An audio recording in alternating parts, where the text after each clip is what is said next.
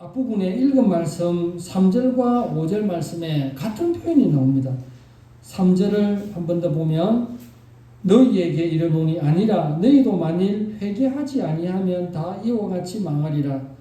5절에도 너희에게 이르노니 아니라 너희도 만일 회개하지 아니하면 다 이와 같이 망하리라. 이렇게 말씀하고 있습니다. 억울하게 혹은 또 우연찮은 기회에 사고를 당한 사람들을 보고 사람들이 왜 저 사람들이 저래 한꺼번에 죽었지? 4절에 보면 또 실로하면서 망대가 무너져 치여 죽은 18사람이 예루살렘에 간 다른 모든 사람보다 죄가 더 있는 줄 아느냐. 망대라 했으니까 전망대죠. 우리도 뭐 전망대가 들어들 있지 않습니까? 높은 타워나 전망대에서 갑자기 18사람 망대가 무너져서 망대 밑에 있는 사람이 18사람이 죽었으니까 끔찍한 사람들이 있는데, 근데 예수님께서 그 사람들이 죄가 많아서 죽은 것이 아니다라고 또 말씀을 하고 있습니다. 그래서 우리가 예수를 믿으면서 신앙생활을 하면서 고정관념을 깨야 됩니다. 어떤 고정관념이 있냐면, 우리나라 속담에 아니 땐 굴뚝에 연기 나랴 이런 표현 있지 않습니까? 이게 부정적 명분론이라 그러는 건데, 그 사람이 뭔가 지금 결과, 뭔가 원인이 있으니까 결과가 있다 이런 식으로 지금 뭔가 잘 되어 있으면 아주 옛날에 좋은 일을 많이 해서 지금 잘 되어 있는 거고, 지금 만약에 뭔가 잘 안 되어 있으면 뭔가 잘못된 게 있어서 뭔가 일이 꼬였을 것이다 라고 생각하는 사람들이 대부분이 또 그렇게 생각을 하고 있습니다. 그걸 어떻게 할 수 있냐면, 욥기에 보면 욥이 하루아침에 10자식 다 죽고 집에서 기르는 짐승들 다 빼앗기고 죽고, 또 심지어 자기 몸에까지 욕창이 나서 악성 종기가 나서 기화로 긁어야 되는 그러한 일의 상황에서 친구들이 욥이 그렇게 어려운 일을 당하고 있다라고 이렇게 듣고 나서 친구들이 몰려왔죠. 근데 처음에 만나는 장면이 보면 이런 말이 있어요. 친구들이 욥인 줄 알아보지 못했다라고 되어 있습니다.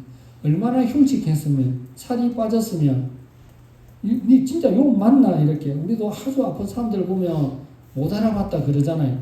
그러면서 위로하러 온 친구들이 욥에게 뭐라고 말하냐면, 내가 재앙을 당한 것을 보니 하나님만 아시는 죄를 범했다. 이렇게 말을 합니다. 쉽게 말해서 뭡니까?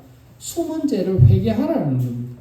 네가 10자식 다 죽고 집에 있는 짐승들 다 빼앗기고 너의 몸마저도 이렇게 악성 종양으로 종기로 고통당하는 것을 보면 하나님께서 너를 치신 것 같다. 그렇게 말을 하고 있습니다. 그런데 우리는 이러한 재앙을 두고 어떻게 생각해야 되냐면, 3절과 5절에 너희도 회개하지 않으면 이와 같이 된다라고 말을 했기 때문에, 다른 사람이 재앙을 볼 때 우리 예수 믿는 사람들은 저 사람이 죄를 지어서 저렇게 고통을 당한다 이렇게 생각해서는 안 되고, 나도 저렇게 고통을 당할 수 있다 이렇게 생각을 하라는 것입니다. 너희도 만일 회개하지 아니하면 다 이와 같이 망하리라. 다른 사람의 재앙은 우리의 비판과 심판의 대상이 아니라 우리를 회개시키는 하나님의 어떤 사인이라는 것입니다. 고린도전서 10장 9절 11절에 보면 그들 가운데 어떤 사람들이 주를 시험하다가 뱀에게 멸망하였나니 우리는 그들과 같이 시험하지 말자. 그들 가운데 어떤 사람들이 원망하다가 멸망시키는 자에게 멸망하였나니 너희는 그들과 같이 원망하지 말라. 그들에게 일어난 이런 일은 본보기가 되고 또한 말세를 만난 우리를 깨우치기 위하여 기록되었느니라. 그렇게 말합니다. 그래서 남들이 당하는 고난과 환난에 대한 우리 성도의 자세가 여기 나오는데, 우리는 그렇게 하면 안 되고 그 일이 우리에게 본보기가 되어서 우리를 깨닫게 하기 위해서 그런 것입니다. 그래서 짐승과 사람의 차이는, 짐승은 어떤 일이 있으면 그것을 깨닫지를 못하지만 우리 하나님 형상으로 지음받은 우리 인간은 깨달을 수 있다는 겁니다. 생각을 할 수 있다는 것입니다.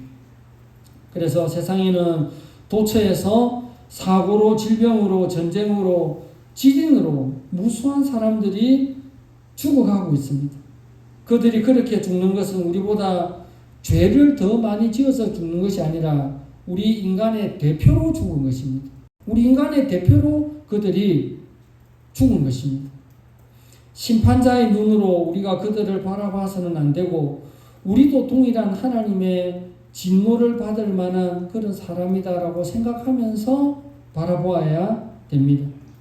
다른 사람들이 재앙을 당하는 것을 보면 마치 내가 당해야 될 일을 다른 사람이 당하는 것처럼 마음 아파해야 됩니다. 그리고 또 앞부분에 보면 우리가 또 다른 고정관념이 신앙생활을 하면 모든 것이 다 잘 된다고 생각하는 것, 그거 틀린 겁니다. 1, 2절에 보면 그들이 어려움을 겪었는데 1절에 보면 그들이 빌라도에 의해서 언제 죽임을 당했습니까? 그들이 하나님께 제사를 드리다가 죽음을 당했습니다. 1절에 그때 마침 두어 사람이 와서 빌라도가 어떤 갈릴리 사람들의 피를 그들의 제물에 섞은 일로 예수께 아뢰니 그들의 사람들의 피를 그들의 제물을 섞은 것. 그러니까 빌라도에 의해서 죽음을 당한 사람들은 제사드리다가 지금으로 말하면 예배드리다가 좋은 일을 하다가 죽음을 당했다는 것입니다. 하나님께 제사를 드리며 하나님께 복을 받아야 되는데 죽는 경우도 있다는 것입니다. 물론 성경은 예수님을 잘 믿으면 복을 받는다고 말씀은 하고 있습니다. 근데 그 원래 첫 번째 복은 영적인 복이고 하늘의 복이고 천국 가는 것이고 이 땅의 복도 또 덤으로 따라옵니다. 따라서 하나님의 말씀대로 살면 아무런 어려움이 생기지 않을 것이다 라고 믿는 것은 그것은 잘못된 것입니다. 빌립보서 1장 29절에 그리스도를 위하여 너희에게 은혜를 주신 것은 다만 그를 믿을 뿐 아니라 또한 그를 위하여 고난도 받게 하려 하심이라 라고 은혜와 고난이 같이 나가는 것입니다. 그래서 예수 믿는 사람들이 신앙생활 하고 나서 와 예수 믿으면 이제 죽을 때까지 전혀 아무런 걱정이 없다 그렇지 않습니다. 혹이 하나 더 달리는 겁니다. 왜냐하면 예수 믿고 나면 이전에는 죄라고 생각되지 않은 것까지 죄니까 더 괴롭고 더 고통스럽고 말씀대로 살아가려니까 더 어려운 것입니다. 다음 단락에 보면 6절부터 아주 흥미로운 것이 나오는데 6절 말씀에 우리가 잘 봐야 됩니다. 6절에 이에 비유로 말씀하시되 한 사람이 포도원에 무화과 나무를 심은 것이 있더니 여러분 포도밭에 무화과 나무를 심었습니다. 무화과 나무를 그냥 밭에 심어야 되는데 포도밭에 무화과 나무를 심었습니다. 그렇다는 것은 이렇게 한 것은 그 주인이 무화과 나무에 각별한 애정과 사랑이 있다는 것을 관심이 있다는 것을 보여주는 것입니다. 무화과 나무를 포도가 열리는 아주 좋은 땅에 대충 그냥 척박한 땅에 무화과 나무를 심은 것이 아니고 그 무화과 나무가 잘 되기를 바라는 마음으로 포도밭에다가 무화과 나무를 딱 심었습니다. 근데 이 주인도 이 무화과를 너무 아꼈던가 봐요. 그래서 대충 아무 땅에나 심는 것이 아니고 아주 좋은 포도밭에다가 무화과를 탁 심었어요. 그리고 거름도 많이 주고 애지중지 했습니다. 얼마나 길렀느냐? 3년을 했습니다. 7절에 포도주기에게 이르되 내가 3년을 와서 이 무화과 나무를 열매를 구하되 얻지 못하니 찍어버리라. 어찌 땅만 버리게 하겠느냐. 3년을 기다렸는데 분명히 열려야 되는데 안 열리는 거예요. 이거를 어떻게 해야 되냐. 6절 하반절에 이런 말이 있습니다. 6절 끝에 와서 그 열매를 구하였으나 얻지 못한지라. 구하였으나 기대를 한 거죠. 지금 가면 무화과 열매가 열린다. 또 다른 밭에는 무화과 열매가 열렸으니까. 와서 보니까, 없는 거, 입만 무성하고 열매가 없는 거예요. 이상하다. 이걸 어떻게 해야 되냐. 나무 가지 줄기가 아주 곧지를 않습니다. 이렇게 막 뒤틀려 있습니다. 그래서 무화과는 또 포도나무도 그렇고 무화과도 그렇고 다른 것으로는 아무짝에 쓸모 없고 열매로만 쓸모 있는 것이 이 무화과입니다. 다른 거는 계집도 하나 못 만듭니다. 아무짝에도 농도 아무짝에도 쓸데 없고 오직 열매만 구하는 것이 무화과인데, 그래서 이거 그냥 땅만 버리는데 뽑아버려야 되나라고 그렇게 말을 하는데, 가온지가 이렇게 말합니다. 8절에 대답하여 이르되 주인이여 금년에도 그대로 두소서. 내가 두루 파고 거름을 줄이니 이후에 만일 열매가 열면 좋거니와 그렇지 않으면 찍어 버리소서. 그러니까 3년을 기다렸습니다. 처음에 3년을 기다렸는데 열매가 없었어요. 바로 버리려고 하니까 가온지기가 주인님 1년만 더 기다려달라. 1년 기다렸다가 그때도 열매가 열리면 좋은데 그때도 열매가 안 열리면 내가 직접 무화과를 다 뽑아버리겠다. 그렇게 했습니다.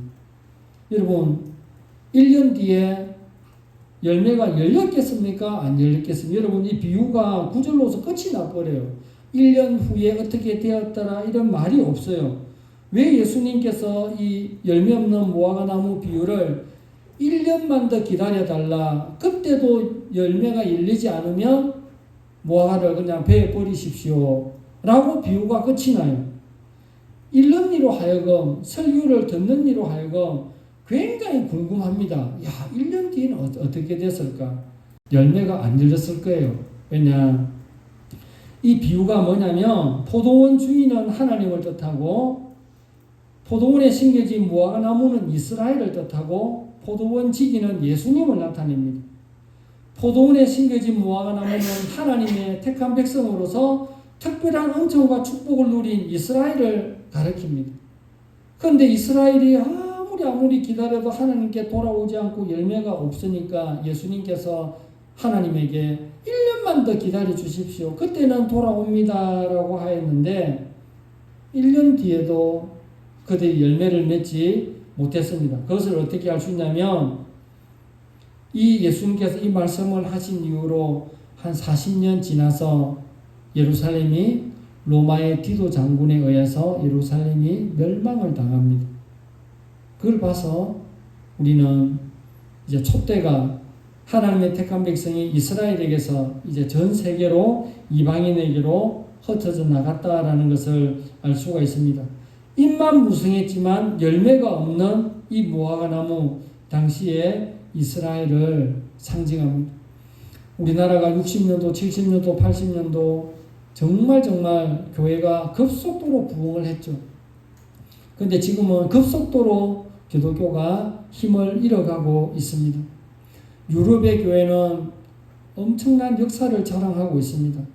그런데 그 유럽의 교회들이 지금 다 문을 닫고 있습니다.